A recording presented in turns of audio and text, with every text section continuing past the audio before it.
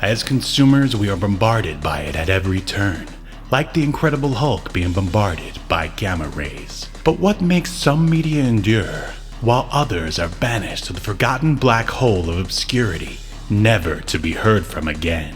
Who or what decides this? Hetero life mates Steve and Yahel want to know, and they want to know now. This is Obscurity Now.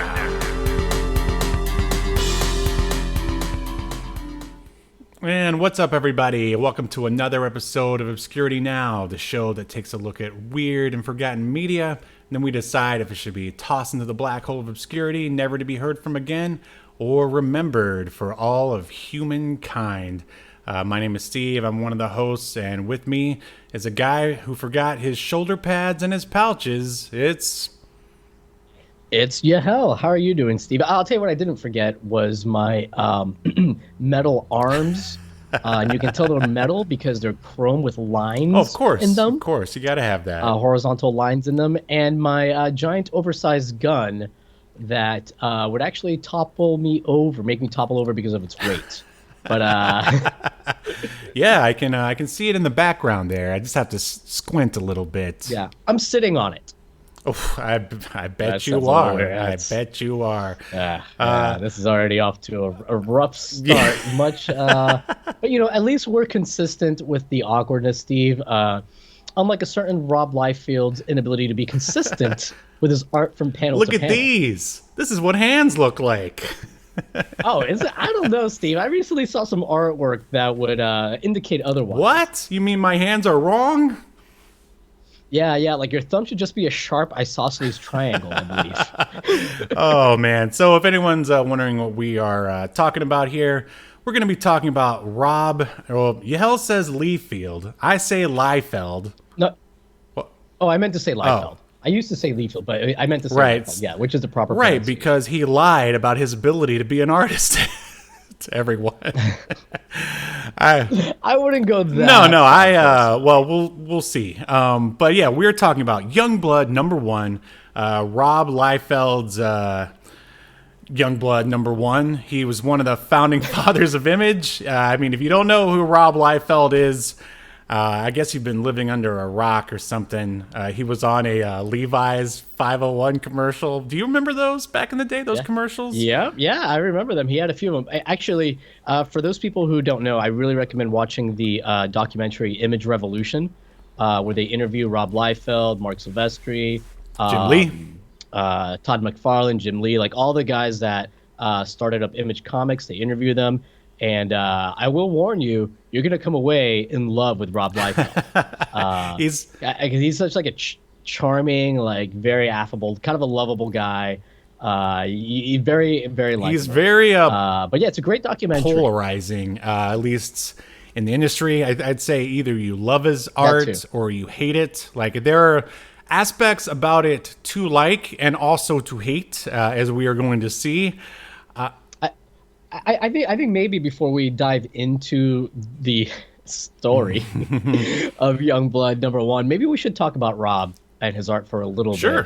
Like how growing up, I know you like you like myself. That's a little better. We're into comics. Absolutely. And I know you still are. I am still, but not quite as strong as I used to be. But anyways. This is like when I'm hot and heavy into comics. I assume for you as well, right?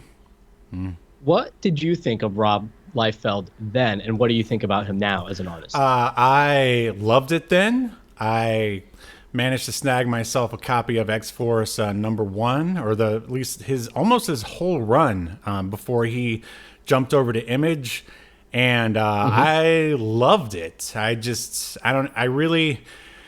And even now, I think he's got a very recognizable style. It's not exactly accurate, but it's like, I don't know, sort of bombastic and in your face. Bombastic, yeah, that's a great. And you know it when you see it. Like there are other people who are better at anatomy, but their style is going to be more forgettable when you put it up next to a Rob Liefeld, because he's got his own style. And I also like his design sensibilities. A lot of people complain about the pouches and the shoulder pads, but like he was the one who pioneered that look. He came in. Yeah. And a lot of people copied it back then. Like it's not like he was doing it and he's the only one and people thought it was dumb. Right. No, I mean, like, that was a style that, like you said, he pioneered, and lots of artists copied For it. sure. And I don't want to go on too long here, but yeah, he's got his own style, and I do like how he is in interviews. He's really kind of stands up for himself and kind of tells it like it is. Sometimes I think maybe he has. Sometimes it seems like he's got too much of an ego. Sometimes, I mean, my God, the guy was making six figures off of comic books at the age of like 25 or 26. So, I mean, who wouldn't have an ego? Seven figures. Yeah. Who wouldn't have an ego at that point? But also, I think that has like kind of hurt him in the long run, at least as far as getting hired by like the mainstream guys. But yeah, I think that pretty much sums it up.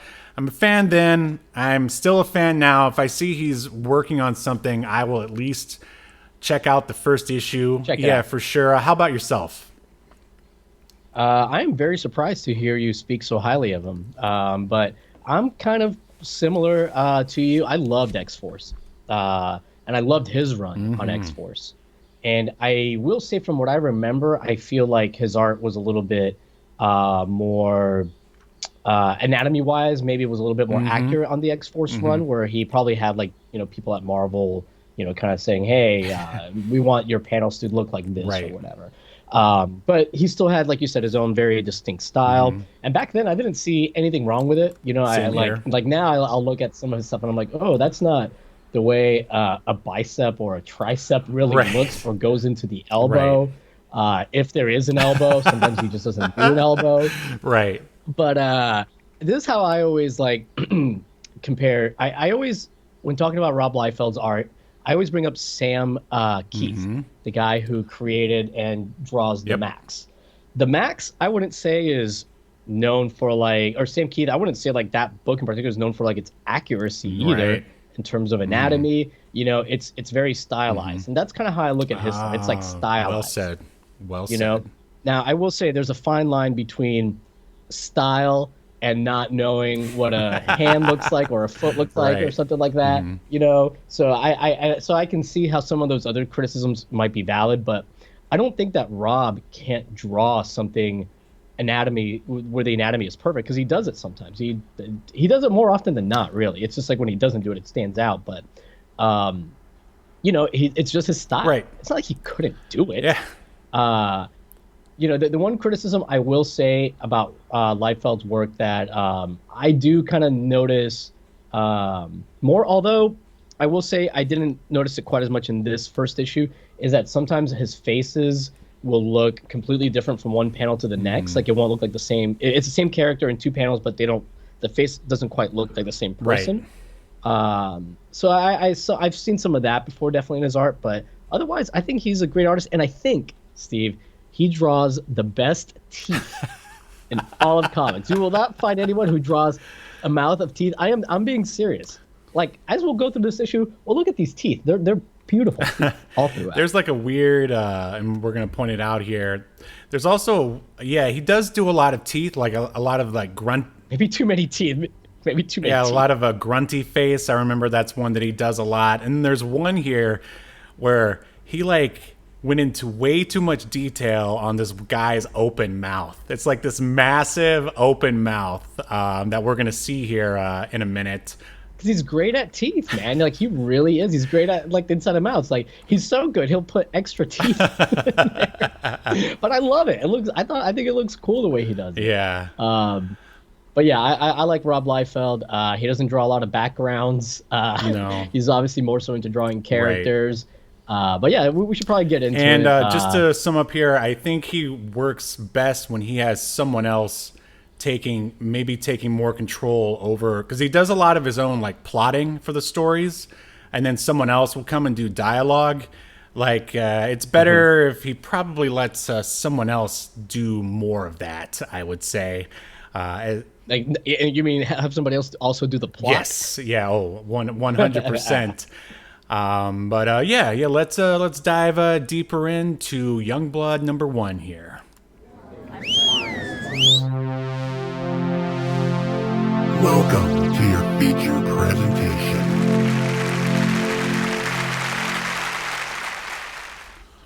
All right, here's Youngblood #1, which was a flip book, which I forgot, and apparently Yahel said he forgot too.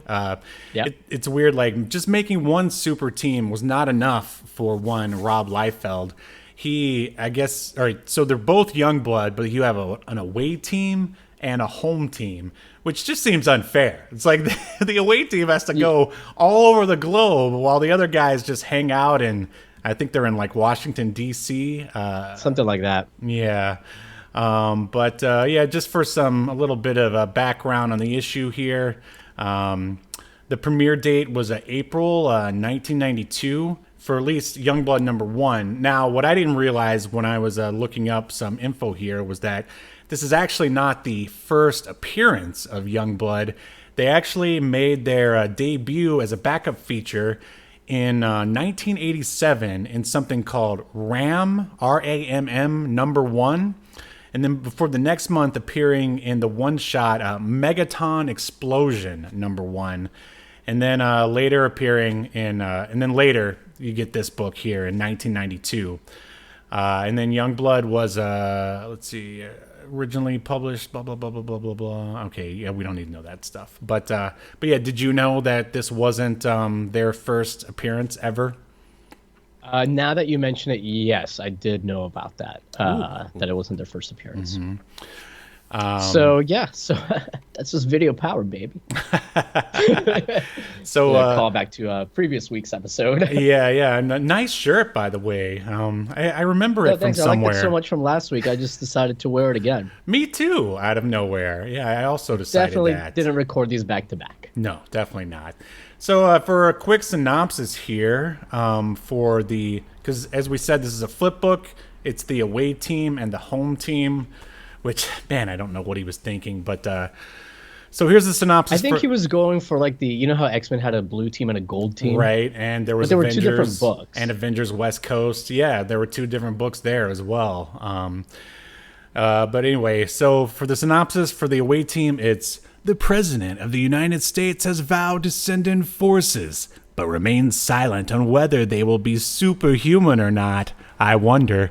A reporter on the scene has no news, but he is led away by government agents as the Youngblood away team jump out of a plane.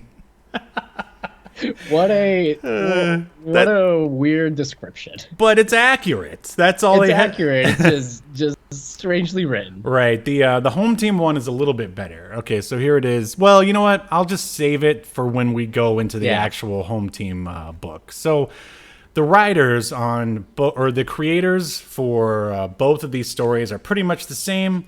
Of course, we have Rob Liefeld, and I meant to mention earlier, he's also the co-creator of Cable and Deadpool, and of course, X-Force. I mean, and Cable and Deadpool are two of my favorite all-time characters. So, I mean, how can you hate Rob Liefeld for co-creating those guys? But some lesser-known people, one guy who helped out with the writing, and I don't think he helped out too much, and he was also the letterer, is a guy by the name of Hank Canales, K-A-N-A-L-Z, which he's most known for designing the I logo for Image Comics, and he also worked on Brigade, Ultra Force from Malibu Comics Ultraverse. I know everyone loves it. Yeah. Also Malibu's X Mutants and Green Lantern, and of course the penciler and inker is of course Rob Liefeld.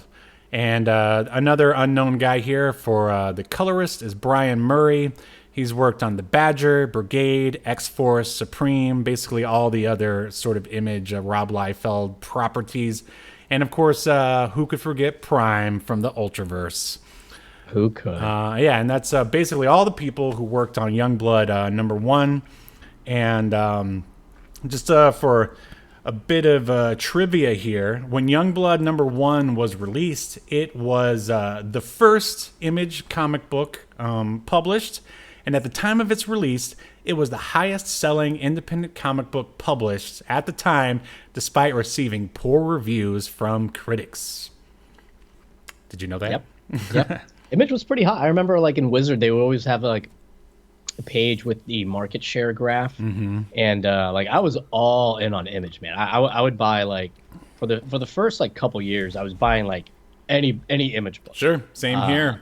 If I could afford it. Did you see that $250 price tag on that first issue? I like couldn't believe it because the regular Marvel and DC comics were still like $1 at the time when this came out. But I think they were $1.25 already. Give or take. But I don't know if you remember, like, the Marvel comics, they were still, like, they weren't doing, like, the color separation stuff that, like, Image started doing. And I think this book, when it was released, it wasn't released on the glossy paper, but then, like, Image soon started releasing all their books with, like, glossy paper, like, on the inside. Right. Too. So, like, you were getting, like, what felt like a more premium product as far as the production quality. Sure, yeah. Valiant was the one who they pioneered those glossy pages, in case anyone cares. And yeah, like, they still had ads in the Marvel and DC comics where there were no ads in the Image books. And this is 30 something, like almost 40 pages. Yes, also. yes. So you were definitely getting your $250 worth. I don't know about you, but I was never able to get a Youngblood #1 because they were always sold out. I think I had #3. I had no idea what was going on, but I still enjoyed the art. I had Youngblood #1. And I mean, and as far as like the founding like Image stuff goes, I was definitely a Wildcats and Cyberforce man. I remember I had those two #1s, and I read them over and over again, in addition to Shadowhawk #1. Yep. So you had all those? Yep. Whoa, what a collector. And the thing was, like, Image comics, like, they took so long to come out. It's true. That you had plenty. It was like it wasn't like you had to, like, read, like, 10 issues every month. You might have, like, 2 or 3 to read, because, like, sometimes it would be like 2 or 3 months between issues, because, like, these guys, like, without having Marvel, I guess, editors breathing down their necks and deadlines, they were just taking their time with a lot of these books. Spawn, I think, was the only one that came out pretty steadily monthly. I do believe I remember that. All right, so jumping into Youngblood #1 here. What do you think of that cover right off at least for the away team side? What do you think? I think it's a good cover, man. It's like, kind of like back to what you were saying earlier, very bombastic, very, like, jumping right at the camera or the reader, however you want to look at it. I mean, this is sort of classic Liefield team sort of setup scenario here, and it says first explosive issue. Yep, you know already 3 people at least on this team can fly. I bring that up because, I mean, maybe that's too many people that can fly, but like, I mean, that you can already, like, see what some of their powers are, and you can see like the I can't remember her name, but the one that's making the wave. Riptide, thank you.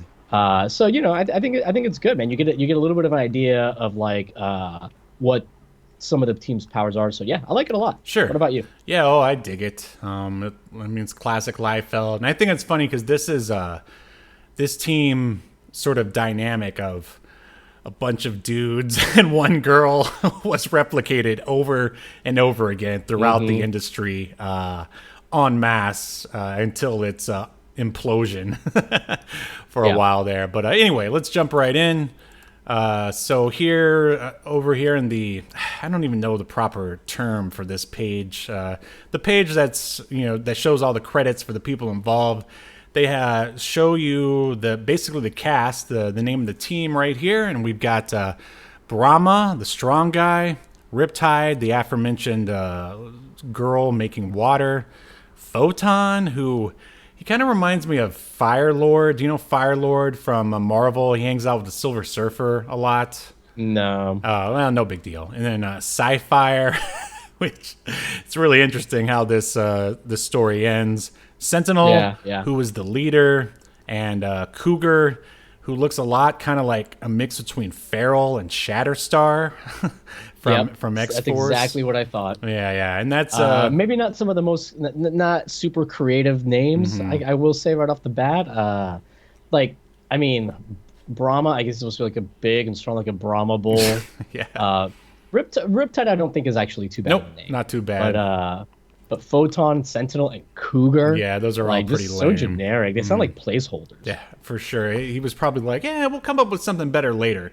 Oh, and I just wanted to point out, it's not showing up on the screen, but if you were to look closer at your digital copy, in the lower left-hand corner, image was originally published by Malibu Comics at the beginning. But they eventually they sold so much they just went off on their own. So just more. They ended up dwarfing them. Kind of like what I think I was saying. I don't think I finished my thought about it when I was talking about Wizard and like I would show the market share that each comic book company had, the percentage of the market every month, and you like every month you'd see like Image grow and grow, and Malibu like decrease and decrease. No, I won't listen to it. I won't believe it. I mean, this is the numbers, baby. But at one point, I remember like Image, they even overtook DC, but I know they got really close to either overtaking them or they did overtake them, and they were like not that many percentage points behind Marvel for a little while. From what I was reading, when they were with Malibu ended up with 10% of the market share at one point. But it's not bad. That's not bad at all. That's great. Yeah, absolutely. Anyway, hopefully now you can see the old Malibu Comics logo, which looks like McDonald's before they changed it. Okay, so diving into the comic. Oops, wrong way here. Okay, so we open with a sort of news report, and they're just talking about how Hassan Hussein, which definitely isn't an analog for Saddam Hussein, has invaded Cairo or something, and the government wants to do something about it. So the president says he's going to send in a team. And he's at a press conference, and one of the reporters is like, is this team super powered? And he's like, no comment, which is that's a question that should always be asked at any press conference, no matter what it is. Are they super powered? Is this team super powered? Yeah. So the reporter keeps talking or whatever. They say we're connected via satellite. Oh, it's SNN, which definitely isn't CNN in any way. Right. So we move on. I gotta get these controls. All right, and we get a giant 2-page spread. Some classic Liefeld going on here. Are you able to see it on your end, Yahel, at this point? Oh, I'm actually following along. Good. On my own digital copy. So great. So we see the 2-page spread of the team here, and just like in the synopsis, they're jumping out of a plane. And the what's the word? The proportions here are kind of all over the place, because you've got this guy Combat, who for whatever reason, I guess he's not part of the regular away team because he's also mentioned in being a part of the home team. And and he's not listed with the team in that white black and white page. Exactly, and he's sort of like crouching next to Sentinel, who is flying out of the plane, and he just looks massive next to Sentinel. Yeah. It's weird. He's squatting in midair. It looks like he's about to take a dump, like on the Middle East here. It's weird. It's weird. Like did he come from a different plane? I don't know. It's almost like Rob forgot that he was going to include him in there. I was like, oh, shit. Yeah. How am I going to fit this guy in here? I would say that he Photoshopped him in, but they didn't have Photoshop back then. And then they've got all these rando little green guys jumping around. I guess that's supposed to be like additional sort of government support. Additional U.S. military. Other than the proportions, what do you think about this 2-page spread?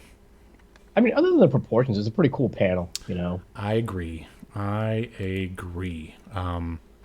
So moving on. Let's give me a minute to adjust here. I really need to. All right, there we go. And now we are the team has touched down. I mean, basically both these stories are just short little, like, basically missions.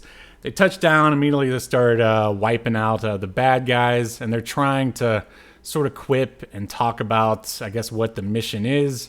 They're talking about the briefing that they went through in combat. He's just this, like, hard, like, Punisher dude, and he's like, briefing didn't say there would be this many. And and then the cougar guy, he's like, hey, let me see if I can do a voice for him. He's like, combat. Oh, wait, that's Starscream. What am I talking about? Combat, you'll find the briefings never do. It's like, well, now you two know we have to secure the perimeter stats. That's what Sentinel, their leader, is telling them. So, of course, all right, great. We have at least like a basic objective for what they have to do. And then Combat is like, hey, I'm not complaining, Sentinel. I got more toy soldiers to play with. And Sentinel replies, well, war's just a big game to you, isn't it? And he goes, yep. So I guess they're trying to establish the personalities here, which, I mean, I'll at least give them I'll give them credit for that. Everything looks good here. I mean, at least as far as the action. I mean, I'd say Rob Liefeld definitely does good with action. Of course, Combat still looks massive for some reason. I mean, look at him standing above Cougar, which you could assume that Cougar's supposed to be small, kind of like Wolverine.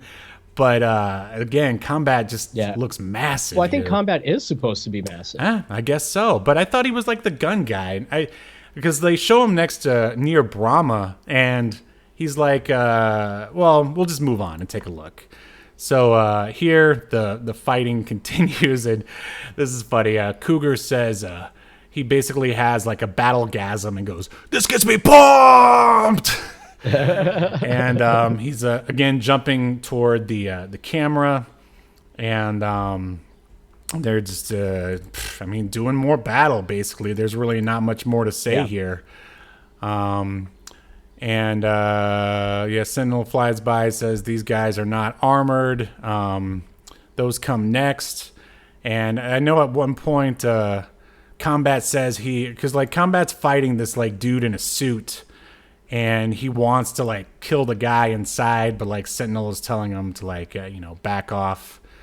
They just, I mean, anything more to say here? They just keep moving forward and like fighting guys, basically.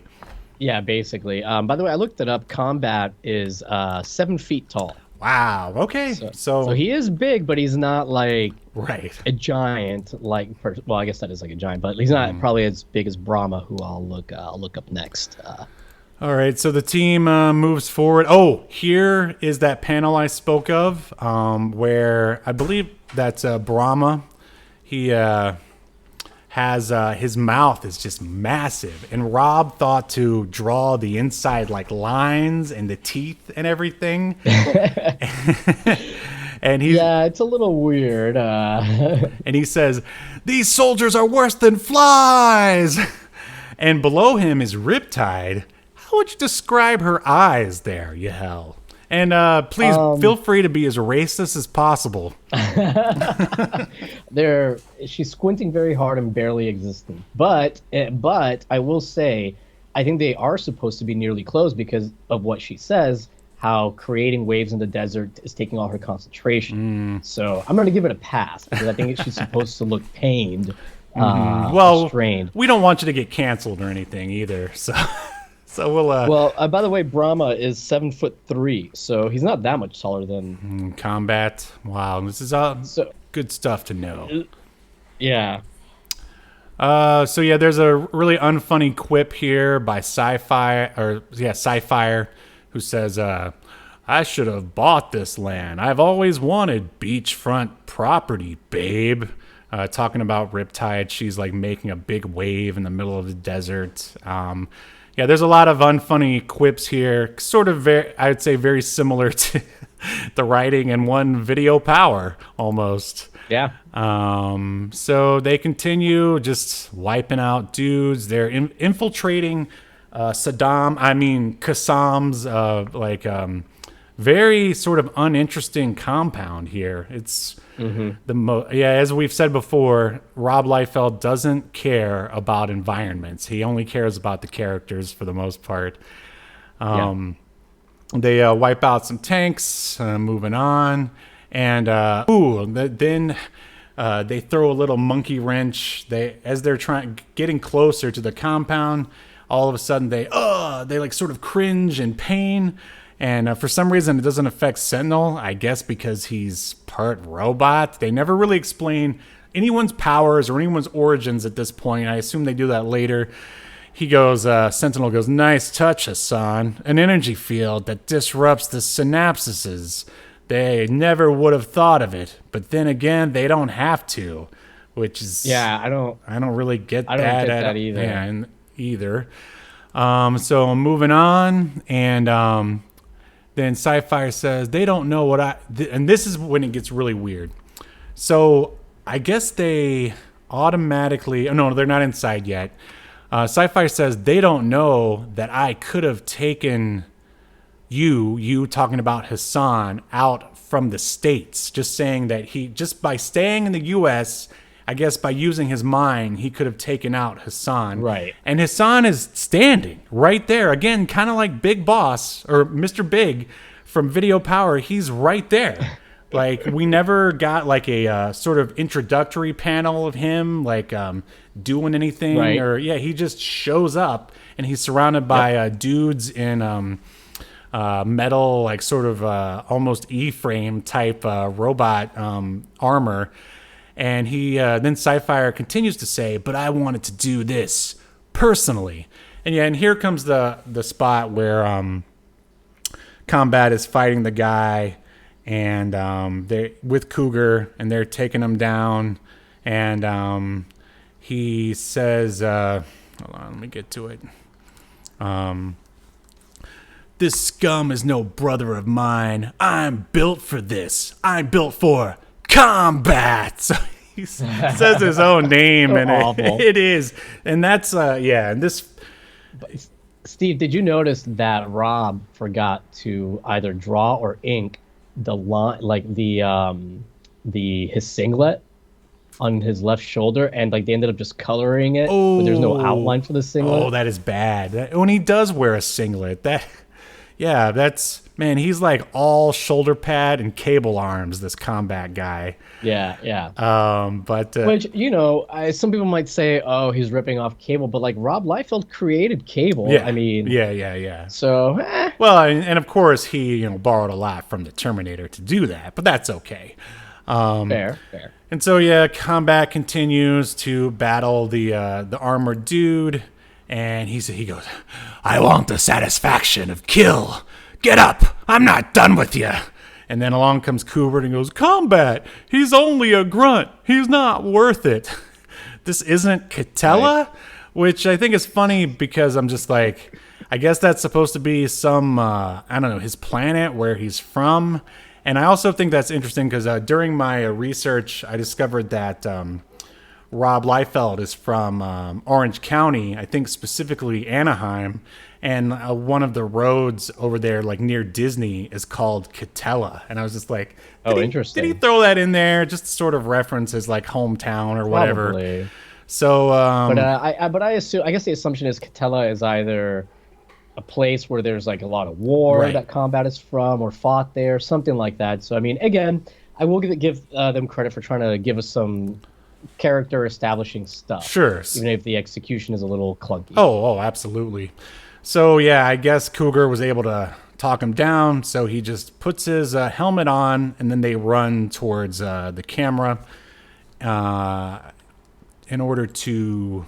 And then now we're back, I guess, inside of Hassam's, compound. And again, somehow we're now inside the compound. That was so confusing. Like there was there's a lot of weird like plotting in this comic, and it gets even weirder, I think, in the home team one.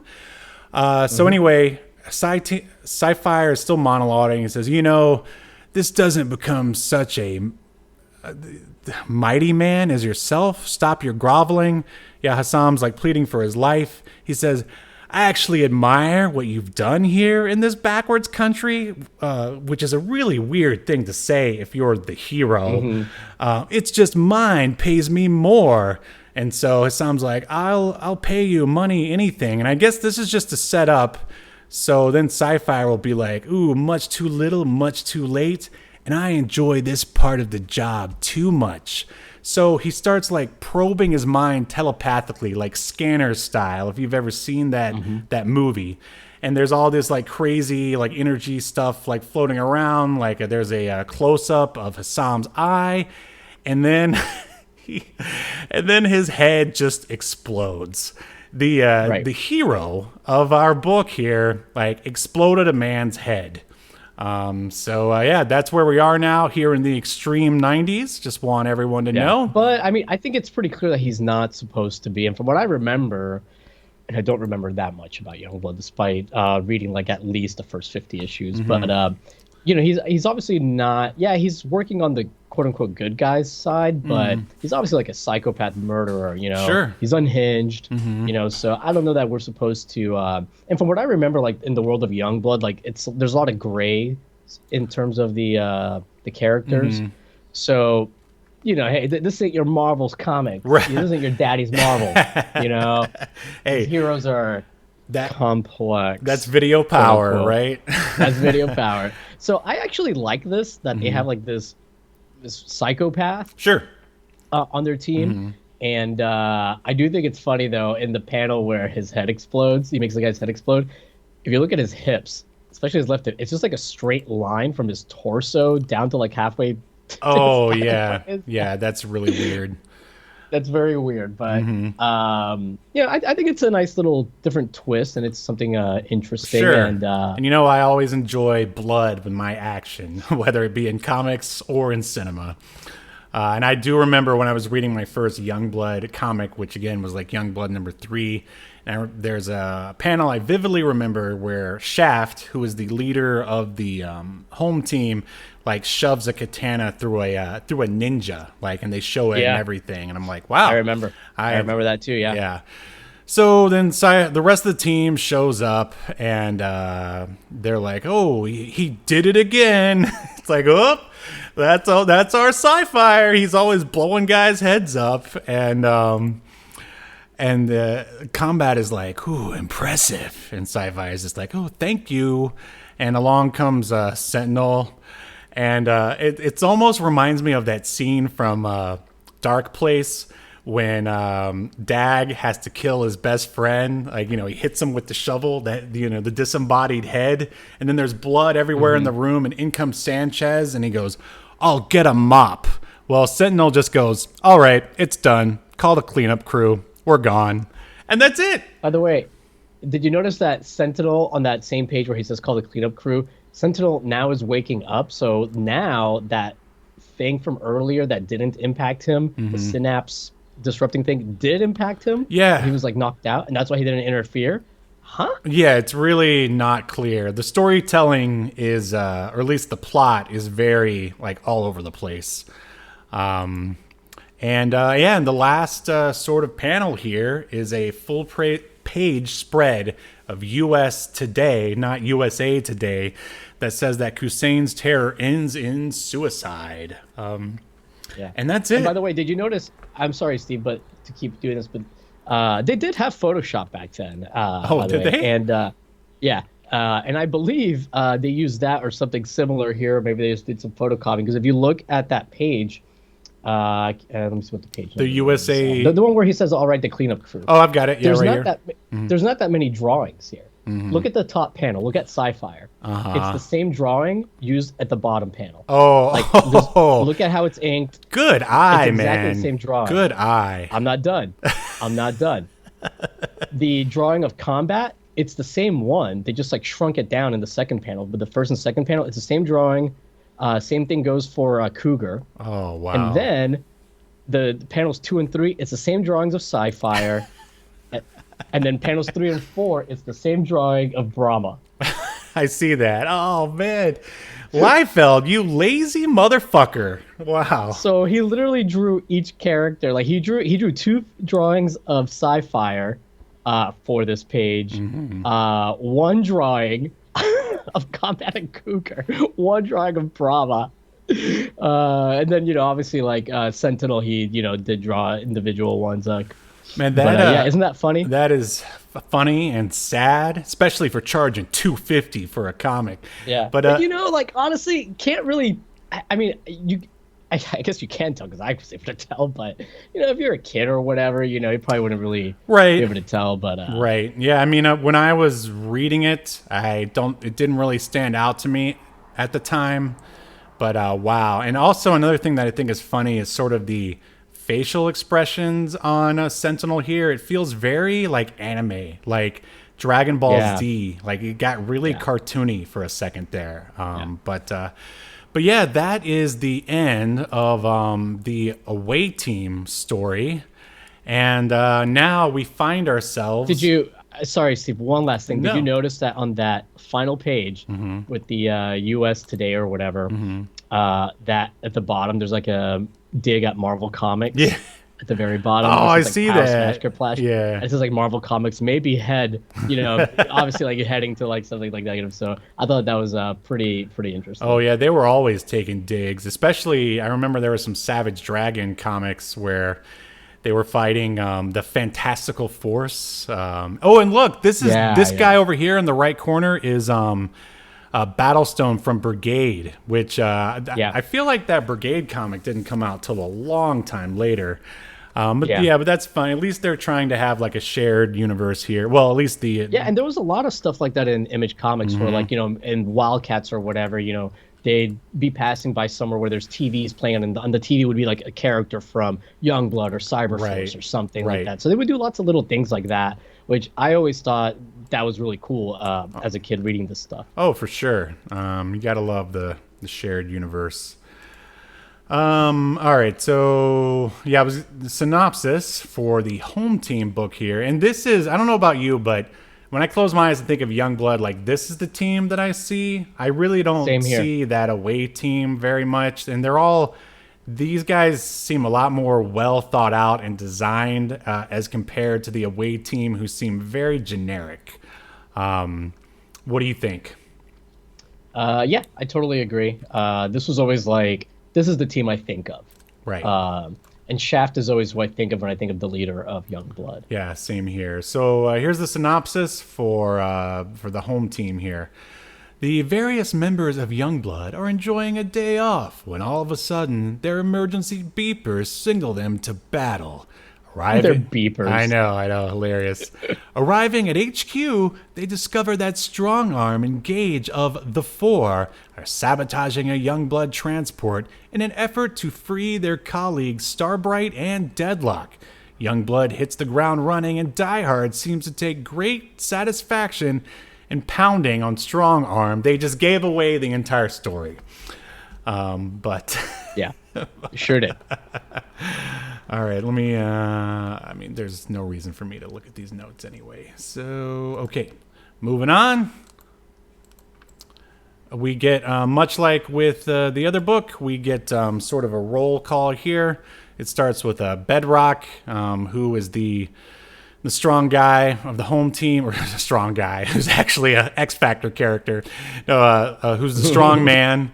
He's made of rock, as you might imagine, and then we're all familiar with that hilarious Combat. I guess this is his regular team. And Chapel, who I remember he makes like a cameo in the Spawn animated series at one point, which we're going to be talking about soon, coming up here. And Vogue, who is once again the only female member of the team here. And Die Hard, who's basically like Deadpool with a color swap, if this was a video game. And Shaft, who was not the blaxploitation character from the 70s. He is basically Hawkeye in a different suit. But I like the design of Shaft. I always thought he had a cool look. Yeah, I agree. I always liked Shaft's look too. Okay, so... All right, so jumping right in, we are in Washington, D.C. during the day.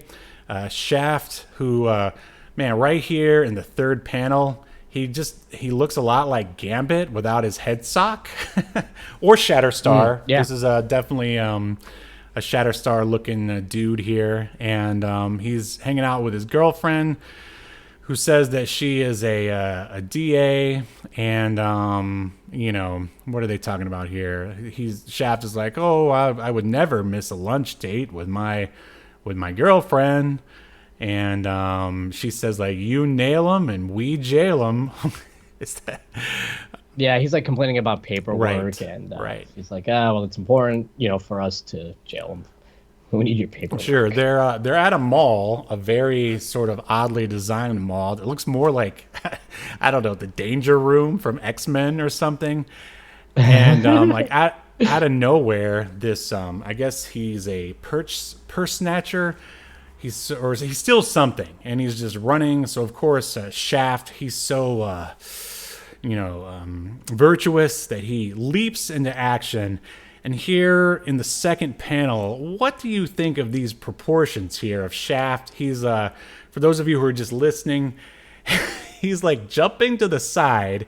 His foot is supposed to be, I guess, pushed, extended toward the camera / reader. And I don't know. Why don't you take it from here? Yeah, like his left leg is supposed to be like behind him. Yeah. So like it's kind of like, I guess, like lunging forward, but also jumping to the side. Mm-hmm. It appears that he's broken his leg at his calf. And he wears very, very tiny shoes. Yeah, small and this is, I would say, a definite sort of show of Liefeld's, like, the things he hates to draw, because those hands are pretty awful too. Like the fingers, his hands are like smaller, I feel like, than they should be. The one that's towards the camera is decent, but the one that's in the background, look at that. It looks like a duck foot or something, or a lizard claw or something. Anyway. Yeah, it definitely looks weird. Much better in the next panel when he's like chasing him down the escalator, and like his hair is actually kind of flowing backwards a bit. Like the wind is like pulling it back. So the next panel is like way better. Yeah. Although, go ahead. Although now that I'm looking at this next panel, the perpetrator that he's catching looks very tiny.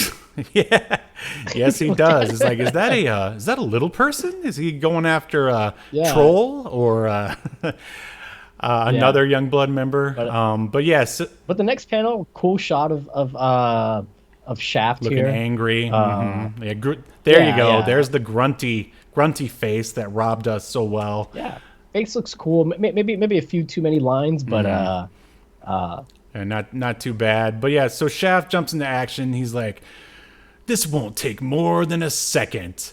And you go, hey buddy, what's your hurry? 'Tis the season for giving, not stealing. I assume that's how he says it through his teeth.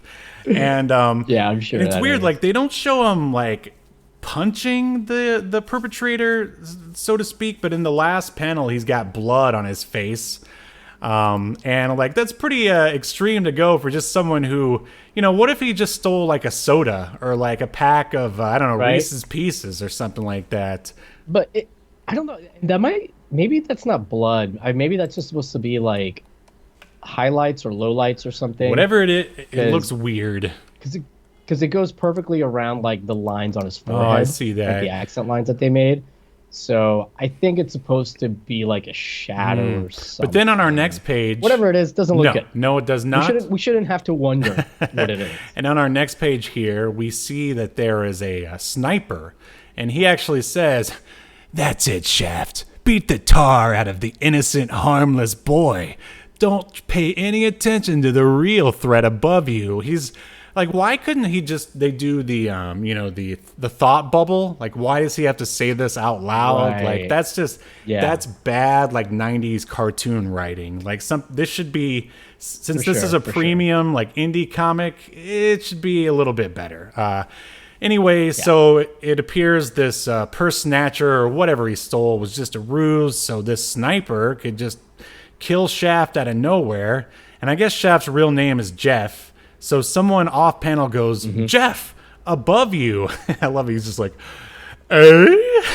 Look on his face, like, God, I don't. What does that look say to you in the third panel? I don't know. Like he stepped on something. I don't know. He heard a weird sound. He stepped on a Lego. And he goes, "Eh?" And immediately. I mean, I guess he is supposed to be looking surprised. Right. And there's a little bit of that. You know what it is? What? If the bubble said something besides A, it would be way better. It would. Because that's what throws it Right. off. Or if the bubble just wasn't even there. Yeah. And it's just him turning around, like looking like, like gasping kind of a thing. Then it works. I agree.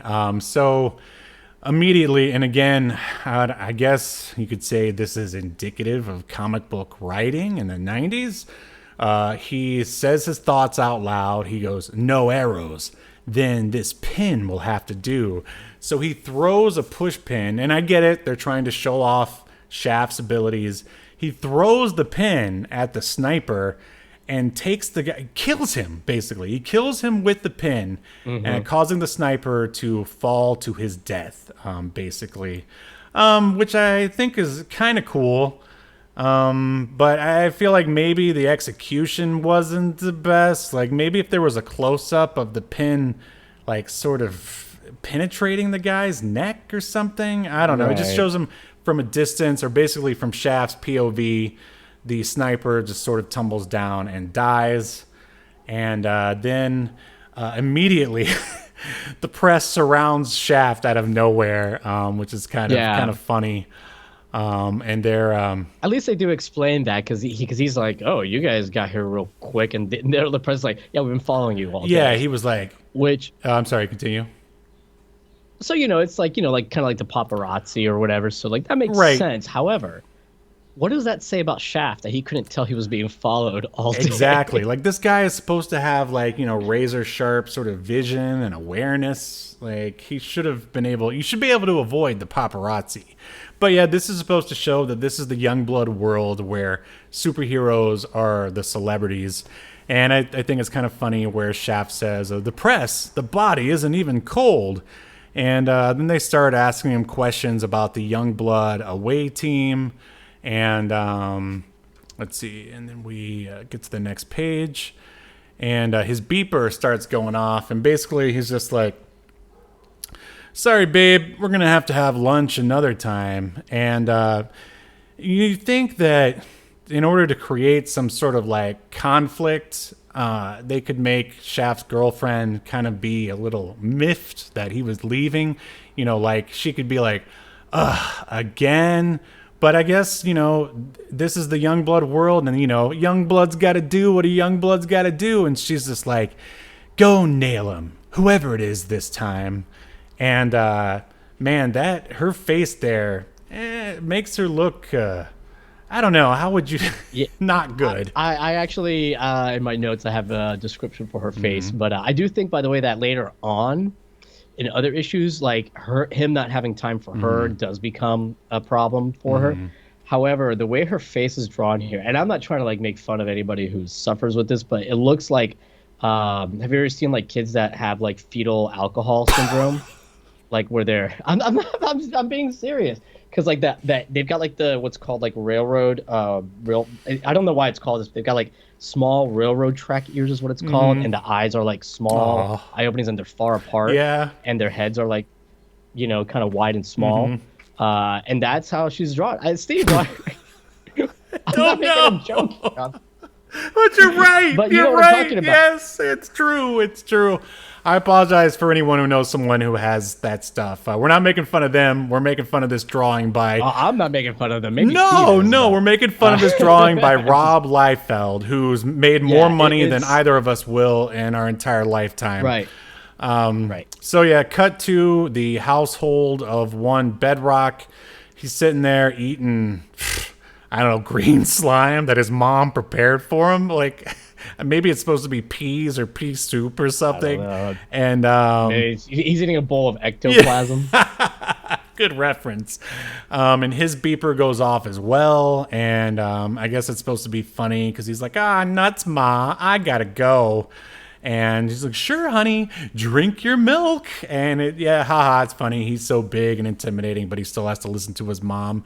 And look at the mom there. She looks exactly like Shaft's girlfriend. I mean, not in the fetal alcohol sort of way, but blonde, sort of same face. Like the way she looked earlier in the earlier panels. Yeah. Looked exactly like her, similar hair. Exactly. Yeah. So then we move to Die Hard, and it's not really mentioned here, but Die Hard, I think, if I remember correctly, is an android, a robot, and he's like charging on his charger. Like he's hooked up via USB, and then he's at his docking station. Right, exactly. He's got, slash alarm clock radio. Right, and then I guess it doesn't even like show where the sort of warning or whatever comes in, but he just wakes up and goes, "I'm needed," and then flies. And then we are in the boudoir of one Chapel, who I guess just got done satisfying some woman, and he gets the beep and wakes up, and he then wakes up his lady friend. And, "Wake up, babe. Duty calls." And she's like, "No, I just need a few more minutes." He's like, "No promises. Leave your number. You know the way out." Whoa, Chapel. Now, Chapel should have been named Shaft, but I guess that's a little too hard. Oh, a little too on the nose there, I guess. And then immediately, probably would have gotten sued for stealing a character for sure. And then immediately, but I thought it was a pretty funny bit about Chapel here. You know. I do like in the next page, he's already in like full armor regalia. Like they didn't show him like hitting a lever and transforming into his uniform. He just, I don't know. He's or putting on his little Halloween makeup. His face. Yeah. Did they ever have a reason for that? Or I'm sure it was just like, skulls are cool. Let's just put it on his face. Yeah, I think that. And by the way, I like how Shaft says, and by the way, why isn't this a thought bubble? You got to give him hope. As Shaft would say, it's good PR, referring to like telling her, "Oh yeah, leave your number." Like you got to give her hope that I might call her later. Right. Yeah, for sure.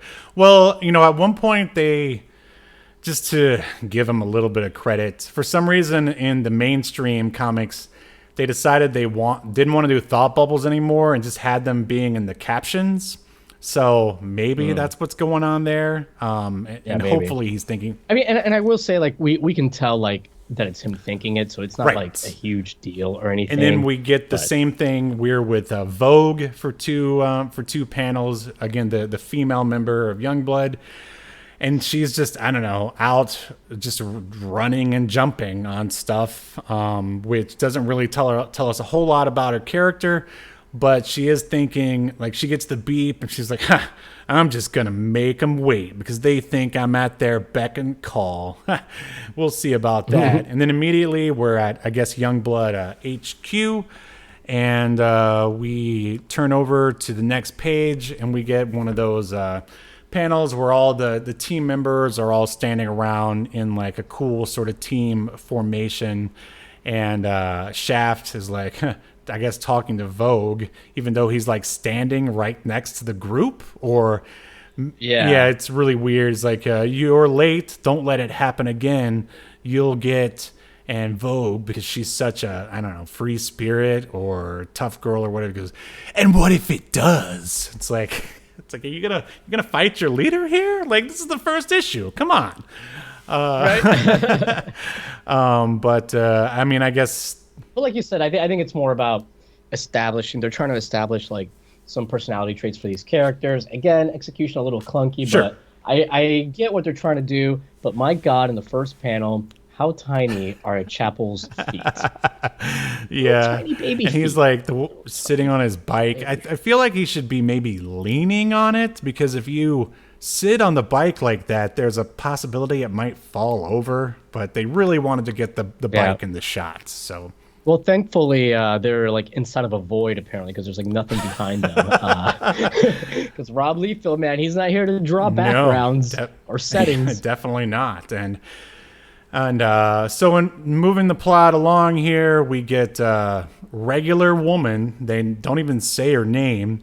Is reading off of a computer. I guess she's the Ahura of Youngblood. Should I do the Star Trek connection? No, I'm not gonna. No. But she says one of their transport vehicles is under attack. IDs are coming in now. It's strong arm engage. Whoever said that needed to, I guess it was regular woman, needed to yell it so everyone in the void could hear it. And Die Hard says, it's an escaped attempt. Didn't we put those two away? And then the last panel is Shaft going, all right, let's move it. Move it, move it. Cue that move it music. And so now we're at the aforementioned escape area.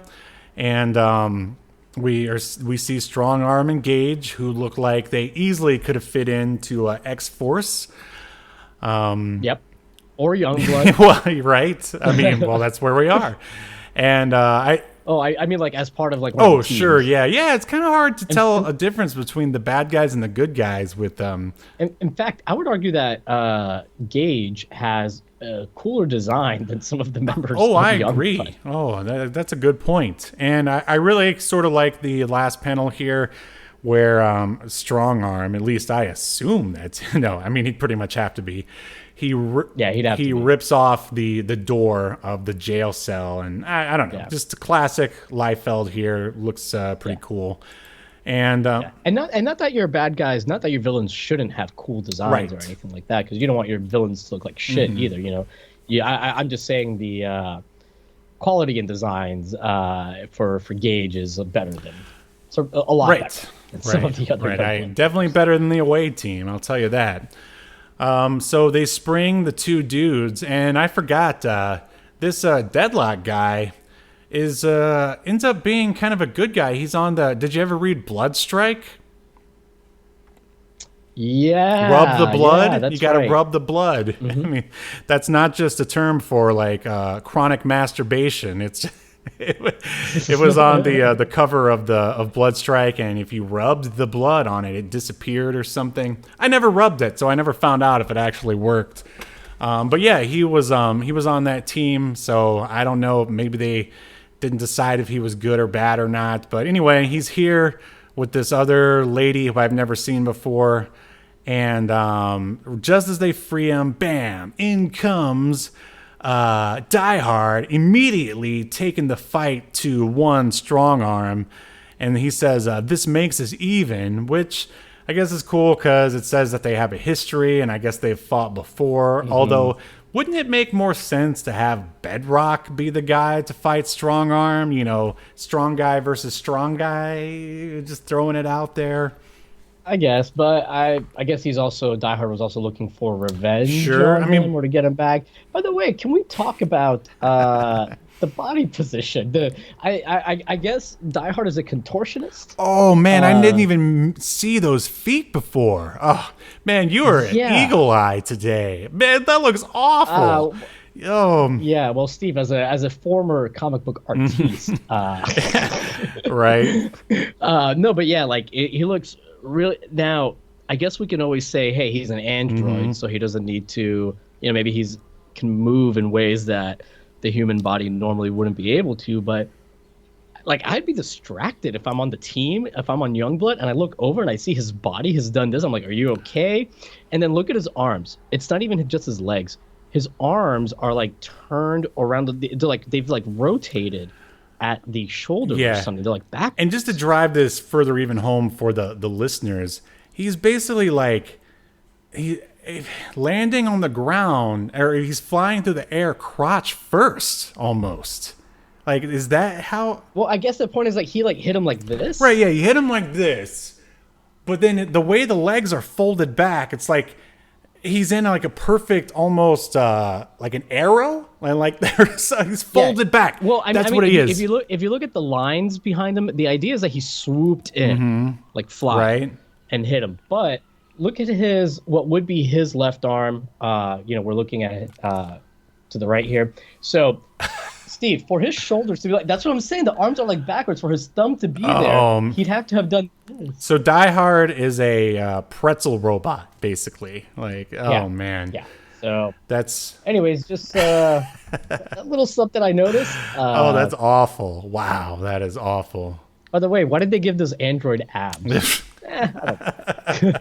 That's what It's what the ladies liked back then when they were reading Youngblood, I guess. Yeah, you want to make sure he's got a sexy body. Yeah, you got to appeal to the huge female audience back then in the 90s. But at least we get a much better sort of panel next of Die Hard knocking Strong Arm sort of to the camera or to the lower right, which, I mean, I think looks a lot better. What do you think? Totally agree. It looks much better. All right, and Die Hard once again says, I've been waiting for this day, and this time you won't be as lucky. And that's the end. And the weird thing is that they didn't even have usually in most comics, you get a box like right down here, the lower right, that says, see us in 30 or 90 days for as the Youngblood home team continues to wail on Strong Arm and so. And they just didn't bother with anything. The very next page is like a sign up to the Rob Liefeld fan club. Like, man, like, which is very reasonably priced, to be fair. It was like $4 annually or something like that. But can you just imagine, like, let's pretend that we were the age we are now, or maybe even not that. Maybe we were in our 20s. We had already been reading comics for a long time, and you hear about the formation of this, like all the best artists at Marvel. They leave Marvel and they're getting together and they're working on stuff. And oh man, is it gonna be crazy? And oh, here's the first book. It's Youngblood #1 by who? Rob Liefeld. Man, that guy was the best on X-Force. Like, I can't wait to see what's going on. Oh, there's a fight, and then that's it. That's it. It's like, yeah, it's so random, right? Like, I almost wonder if our scan is missing something. No, it's not. Why would it come? Why would the Rob Liefeld fan thing be here? Like, and plus, it's 38 pages, so I don't like. It's last week you taught me of the term. What was it? Edging. This is comic book edging. It's like Rob Liefeld was bringing the reader, like, almost to climax, and bam, he pulled out. Like, it was. Well, hey, now you're gonna want even more. Just think about it. Now, next issue, when you do climax, it'll be even stronger and harder. But it wasn't even creating like intrigue. It was just, hey, it started a fight and then just ended. Like, they could have ended with like I would say the way I would end it. Maybe you've heard of my crowd-funded comic, Escape to Earth, like. But, I would say traditionally it would end with, maybe Die Hard takes like a big fist to the face, and then he's like on the ground, maybe reaching to the camera. It's like, oh, my circuits are fried. Oh no, like, what am I going to do? That sort of thing. Maybe Die Hard's going to get beat, and it'll make you want to tune in next week, or with Image's case, like, 6 months from now when the next issue comes out. Yeah. And like, man, what's going to happen to Die Hard? Is he going to die hard?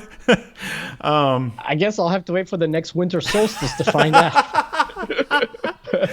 Yeah, but wow, like, and again, this was the #1 independent comic at the time. I mean, the guys at like First Comics and Pacific, they must have been like just so angry that they're like, this Image and this Malibu are taken away from our numbers. Or maybe even Dark Horse. I'm sure they were around at this point. Yeah. They must have been so mad. And then they read it and they're like, oh, well, the art is good, but God, this story is abysmal. Like, what's the industry coming to? But wow, what a time to be a comic book fan back then. What a bunch of interesting stuff. But whoo, well, all right. So that, ladies and gentlemen, let me see if I can get back to like a cover here.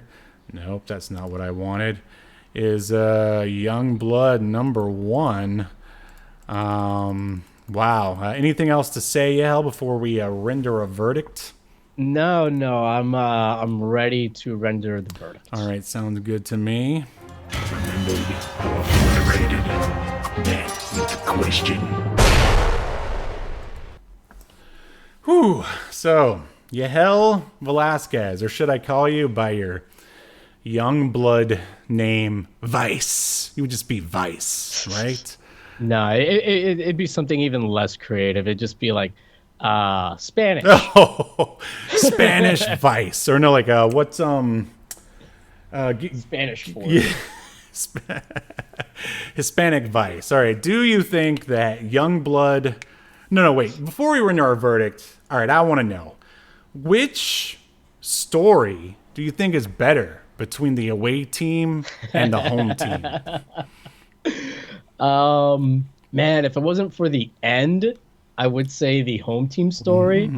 Because here's the thing: the home team has the better story till the end, Right. and the away team has the worst story until the Oh, end. that's so true. Because at the end, like that really interesting thing happens with sci-fi where we find out, hey, this hero is a freaking psychopath, a murderous psychopath. And with the away, and it's all boring up until then, pretty much, like nobody really stands out. And then with the home team, it's like, oh, this is kind of a cool team, cool designs. They got a lair, Chapel's banging a hose, it's pretty interesting. And then at the end, it's like, huh? That's it. Right. So I don't know. I don't think I can even choose because they're like neither one is satisfying in the way like they could have been. Right. Yeah. I mean, I couldn't say it any better myself. So I guess we'll just have to jump into the. I will say that there was a lot of plot problems with the away team one, but Yes. at least there was an ending. The home team. There wasn't any sort of teleporting with the characters, at least as far as the plot goes. But yeah, that ending was abysmal. It was like worse than indie art house film ending. Like it just ended. It left you feeling nothing. Yeah. Now, if I had to read one of these, if somebody was like, okay, you have to read one of these stories again, I'd probably go with the home team. So I guess I'll say the home team. All right. Okay. I'll agree with that. Okay. So overall, should Youngblood #1 be tossed into the back issue bin of obscurity, never to be heard from again? Or should it be remembered for all of comic books history? I know we kind of made a lot of fun of the, like you said, the teleporting around, especially with the away team stuff. And we made fun of some stuff here and there, but I think it should be remembered. This is, man, and obviously I have a lot of nostalgia for it in the period, and it does take me back, but it's such a quintessential 90s comic book. It's the 90s in paper form. And there's something about that's cool and should be remembered. Even if it's looking back at maybe what not to do in a comic, And again, I don't want to make it sound like I'm shitting on Rob Liefeld because I like him and I like the art, man. His art is fun to look at, and it pops, It does. And a lot of this stuff, I actually think going back to the story, I don't think the plot itself is bad. I think it's the dialogue that kind of screws it up, because the opening away story, I think it's a really cool idea to start off, especially thinking about that period in time in the 90s, right around the Gulf War and stuff, to think about okay, this is something where there's something going on in the Middle East, and the president's got the U.S. government has this team, but the president doesn't want to say what kind of force we're using. Right. There's a lot of cool ideas there. It's just the dialogue is executed in a clunky manner, and I assume as far as the plot, Rob was probably oh yeah, hey, I want some banter between Combat and Cougar, and then the guy that wrote the banter sucked at it. Sorry if you're listening to this. I hope you're not, but it just I hope he is. I mean, not. It's no offense to him, but I mean, I just hope he's listening, because that would. But I just want anybody to listen. Right. No, but I think and to his defense, that was kind of typical of 90s too, some of the banter here. So I mean, it is also a bit of how things were back then. But anyways, long story short, yes, for me. How about you? All right, I will echo a lot of the sentiment that you said there. I mean, back in the 90s, it was all about the art, and the story was last. I talked about in the, of course, it's not an IMDb, sort of the credits of the comic. Neither of these guys are particularly strong writers. And if you go back and think about who the big writers were in the 90s, it's at least in the mainstream, there's Peter David, he did mainstream stuff that was good. Chris Claremont. Yeah, Chris Claremont, and but those guys were, cashing checks by the big guys, and I'm sure, Rob and the rest of the Image dudes, they probably were like, I'm a pretty big deal. I can do this writer thing, no problem, and which ended up a lot of these books. They definitely suffer in the story department, but. Steve, and just to play devil's advocate here, in Rob's defense, Rob's not saying I'm a great writer because he got somebody else to do the writing for him. And I can see how Rob would say, hey, I've created Deadpool, I created Cable, these like big characters that are super popular, so I know how to create characters and what personality traits they should have. Right. So I could see how he's like, okay, well, I can definitely like come up with like some plots for these characters. I just need to let somebody else do the writing. So I think in Rob, the problem with the Youngblood, I really think is the dialogue itself more than anything. I mean, there's obviously like the non-ending ending for the home team that's shit, but I don't know what happened there. Right. I think it probably would have, I would say, benefited him, but I mean, it was already a huge success. But if he just would have done one full comic instead of this flip book gimmick. But yeah, so yeah, writers in the 90s were an afterthought. But yeah, Rob's art, if anything, it's memorable. I would almost compare his art to like Nicolas Cage, who all of his performances are memorable. It might not be the best like all the time, but it's memorable. You'll always remember a Nicolas Cage performance, and you will always remember a Rob Liefeld comic because of his art style. So yeah, just to sum up here, it may not deserve it, but yeah, I definitely want to save it as well. I could never not think about comics in the 90s and not think about Youngblood and Rob Liefeld, because he made it. He was 90s comics for sure. So in that regard, I will definitely save it. It would have been interesting if maybe they would have gotten maybe a more seasoned writer, if they could get and Alan Moore actually wrote the Wildcats like later in his career, but I feel like maybe when they were starting out Image, maybe they were thinking like this was going to be their chance to like sort of do everything. Like, it's like, I'll get this guy. He's going to sort of help out with the writing, but like, this is my indie film. This is my vanity project. Like, I'm going to do everything. Yeah. And so, yeah, anyway, long story short, we are saving Youngblood, and here's the bumper. In accordance to Obscurity Now, the most important streaming YouTube podcast in all of the internet, you shall be remembered. Yes. Good show. Good show.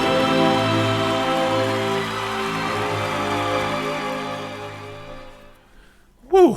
Well, that was definitely fun, for sure. As reading any Rob Liefeld comic is, I can only imagine, like, maybe if someone was maybe more of a serious artist, maybe if they were not saying that you aren't or any of us, but maybe someone who was more classically trained reading one and they're just like, God, the anatomy, the hand, the foot. But then you get the other good stuff like the action, like the design of the characters. Like, so it's a give and take. Yeah. Anything else to say about Rob Liefeld, Youngblood, Image, anything? No. I mean, it was cool reading this. Definitely took me back to those days. And it was pretty much what I remembered going into it and what I expected. A lot of teeth, a lot of biceps, a lot of pouches and muscles. But yeah, that's what was cool then. Absolutely. And well, I guess that is going to do it for this episode of Obscurity Now. If you like comics, I'll be having mine come out eventually. Got to figure out how to sell it. Maybe a Shopify store or something like that. And make sure you follow us on Twitter to get all the information about not only this show, but the upcoming release of Escape to Earth And how's the videos going along these days, Yahel? They're coming, Steve. They're coming along. Should I not ask? I don't want to put you on the spot every time. Just stop asking. They'll be here. All right. Well, that's our show, everyone. Make sure you join us. Maybe next Sunday, we'll have to talk about that as we will continue to discuss even more obscure media only on Obscurity Now. See you next time. You've been enjoying Obscurity Now, a podcast that's recorded live to tape and streamed to Twitch and YouTube. Subscribe so you never miss an episode or hilarious quip. Take us with you by following the download links provided in the show notes to wherever you get podcasts. And take notice of our various social media links. If that's what you're into, I'm not here to judge. And make sure you join us live next week at 6 p.m. Eastern, 3 p.m. Pacific as we continue to discuss more obscure media only on Obscurity Now.